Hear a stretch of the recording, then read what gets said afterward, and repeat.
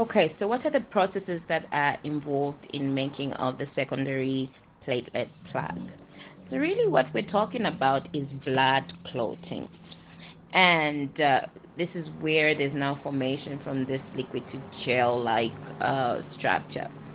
And it occurs in 3 stages. First of all, we are looking at fibrin,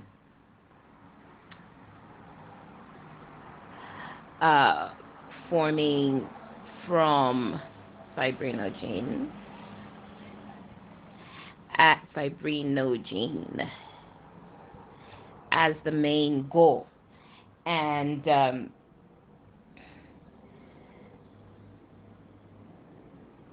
fibrinogen is really a very high molecular weight protein, and it's found in plasma formed in the liver. And due to its weight, it is observed that a little leaks through the blood vessels into the ECS. And as it is inactive, it does not cause coagulation.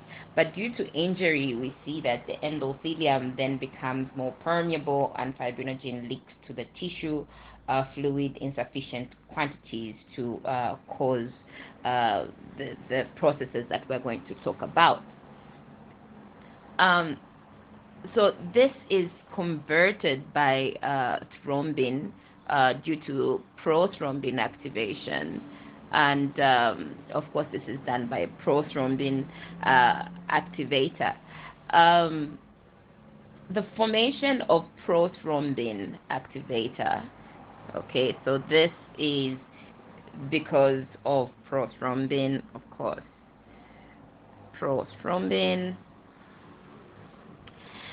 that has an effect on thrombin, and there is need to activate, so there's prothrombin activator. There is a need to activate this prothrombin. So as I said, the formation of prothrombin activator is initiated by some intrinsic properties. So this is due to intrinsic properties. And there's intrinsic properties of blood or factors. So this could be because of intrinsic properties of blood, or due to damage to the tissue outside the capillary.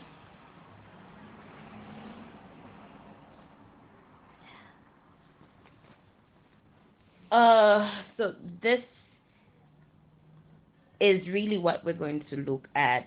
It could be because of an intrinsic factor or intrinsic pathway, or because we really have something happening outside due to the damage of tissues.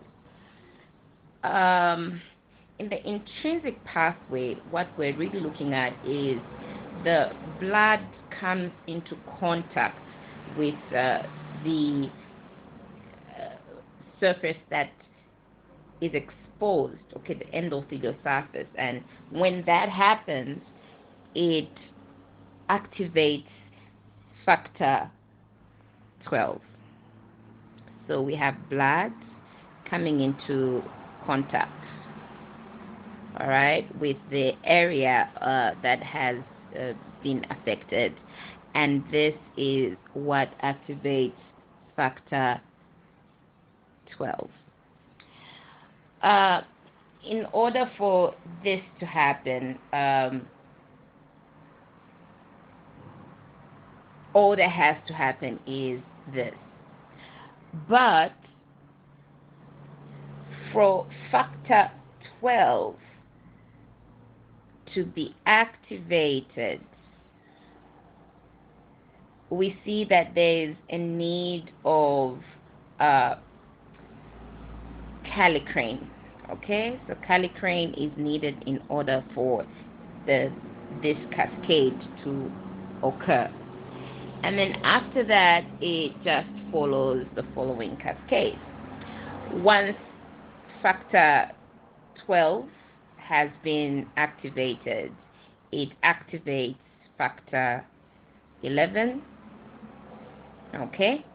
And activation of factor 11 leads to the activation of factor 9. Once factor 9 is activated, this is when now we see, together with calcium, we see that there is factor 10 activation. Okay, so once we have a factor 10 activation, this is where we then turn our prothrombin into thrombin. Calcium is also required there, and in this case we also need factor 5. The thrombin is then required to change our fibrinogen to fibrin. And of course, here we also require calcium. So this is the cascade that we see going on in the intrinsic. So what is happening in the extrinsic? In the extrinsic, what is happening is that the tissue factor, all right, let's just change our color. So in the extrinsic, we have tissue factor being the cause of activation of factor 7. Okay, so once factor 7 is activated, it will then activate factor 10. And then the rest of it will go as described earlier. So the common pathway really is that factor 10 is going to activate the prothrombin to thrombin in the presence of factor 5, and then we're going to have fibrinogen being activated into, or being turned into, fibrin. So the formation of fibrin is due to thrombin activating factor, really is due to thrombin activating factor 13. And then the fibrinogen, the fibrinogen is then turned into fibrin. So we have the role of factor 13 going on. So factor 13 really forms covalent bonds among the fibrin monomers, causing cross linkages as well. So if we go back to what we had this loose plug, and then all these cascades are happening, and then you have fibrin finally forming. And once fibrin forms, with the help of factor 13, you will find covalent bonds being formed. Okay, covalent bonds among the fibrin monomers being formed, and then therefore you see cross linkages. So this strengthens this plug, and now you're able to see the secondary hemostatic plug. Okay, So with time, what's going to happen is that the platelets with the actin and myosin will have contraction that will allow the fluid to sort of be expressed out.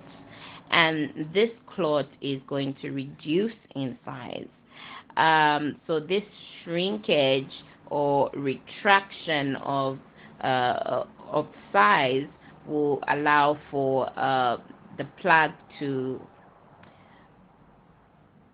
retract or to reduce in size, and the edges will chip away until we finally have a healthy endothelial structure. So really this is what we're seeing in formation of the secondary hemostatic plug. So what you should know here is what are the steps that are involved in both the extrinsic and the intrinsic, I beg your pardon, an extrinsic pathway. And it's really about knowing the activation that is involved. So in the intrinsic, you're really talking about the contact of blood to this area that has been exposed, being the one that is activating factor 12 an activated factor 12, and then 11 is activated, and then 9, and then 10. While in the extrinsic, it's just the fact that the tissue factor is activating factor 7, and once that happens, then we go to this common pathway where we now have factor 10 being activated, and then we go on to having our fibrin that is then found on our plug, but because of the activity of factor 13, which is present in blood in small amounts and released by platelets within the clot, we see that after it has been activated by thrombin, and it operates as this enzyme to cause these covalent bonds between fibrin monomers and creates multiple cross linkages, as we have seen between adjacent fibers, and this strengthens the mesh, and this is what we are calling the secondary hemostatic plug. All right,